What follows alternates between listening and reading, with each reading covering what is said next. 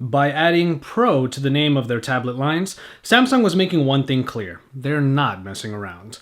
All of the Pro line of tablets come with great power and uncompromising performance, and the smallest of the bunch just might be the best mid-sized tablet around. Hey, it's Josh Vergara from Android Authority. What's going on, everybody? And this is the Samsung Galaxy Tab Pro 8.4. When it comes to the design, there is really one good way of describing the Tab Pro 8.4. It's like a blown-up Galaxy Note 3. With a pretty flat profile all around and only slightly rounded corners, it's a pretty unassuming design all around until you get to the back, which takes on the faux leather textured plastic originally introduced in the Note 3. The button layout is pretty classic Samsung, but this was the first line of devices to do away with the signature setup up front. Instead of a menu button with the tactile home button, there is a recent apps button to add to the simple multitasking. Power button and volume rockers are on the right side when looking in portrait, and on the opposite side you can find the micro SD card slot. As far as the handling goes, this is really one nice and nimble device. Coming in at 331 grams, it's really light, and the thickness is only 7.2 inches right here. And also, as you can see in my hand right now, the flat sides and the rather thin profile, the more narrow and slender profile, allow it to be easily grippable in one hand.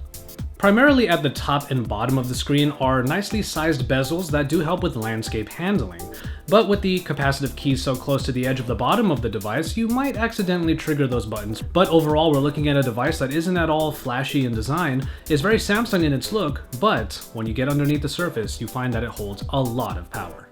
The 8.4-inch super clear LCD is the smallest of the Pro line, but comes with the same amount of power. The super high 2560 by 1600 resolution that makes for one of the highest resolution to size ratios on any tablet.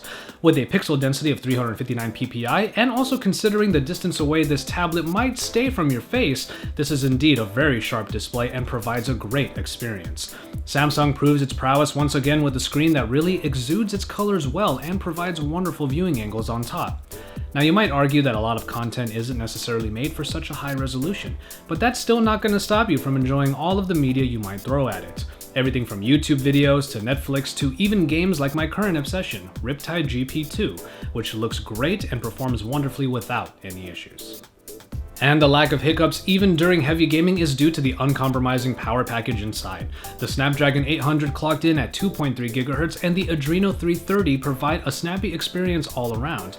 It can be argued that TouchWiz, even this slightly updated version of it, still has its issues with speed and sometimes the stutters. But I will say that it is a little bit more noticeable here than on other devices, at least to me, but I believe it's because of the super high resolution that this tablet has to consistently pump out. Even then, however, it's not hard to get anything done on this tablet, and even in more intense tasks like using the multi-window, there is little to complain about when you have a powerful slate like this. Now, hardware takes on a media motif first, as we mentioned the micro SD card slot that can bolster the already built-in 16 or 32 gigabytes of storage, and that's always a big plus for people who love their media.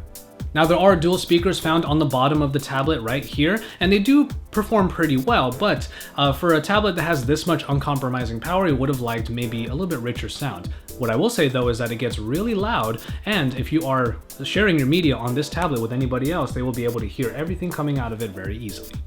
Samsung does love to add in as much as they can, as you do get the usual bevy of connections with Wi-Fi, Bluetooth, and GPS, along with an IR blaster for the Watch On application. Now, as far as power goes, you do get a 4800 mAh unit inside of here that powers it for a decent amount of time. I say decent because even though the Snapdragon 800 is supposed to be a bit of a power sipper, the resolution definitely evens it out, gulping up the power and giving you maybe a day to a day and a half worth of heavy usage. An 8 megapixel shooter on the back of the Tab Pro 8.4 provides a decent experience, but falls in line with pretty much any other tablet camera. The app takes on the general motif of Samsung cameras, providing quite a bit of functionality, but ultimately not the highest quality, which honestly is expected. The pictures are decent, but you won't be using this tablet for more than probably just your backup camera anyway. The updated version of TouchWiz comes with the new tiled interface called the Magazine UX. Especially on the larger tablets, it really takes advantage of the screen real estate, but still works very well on the smaller 8.4-inch screen. The best way to describe the Magazine UX is it's like a stretched out Flipboard, literally as it is a front end to what you would basically find in the Flipboard app.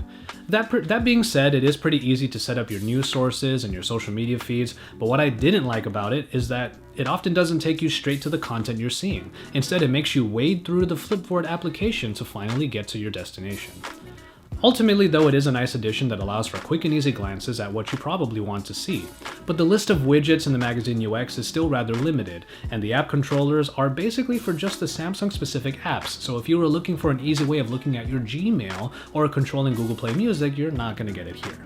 Other than that, however, TouchWiz is still TouchWiz. With the colorful motif, even the new move to circular buttons in the power widget actually doesn't really change things all that much. It's still rather bloated and maybe uber colorful, and in the end it still looks like the TouchWiz we all know or maybe love or hate.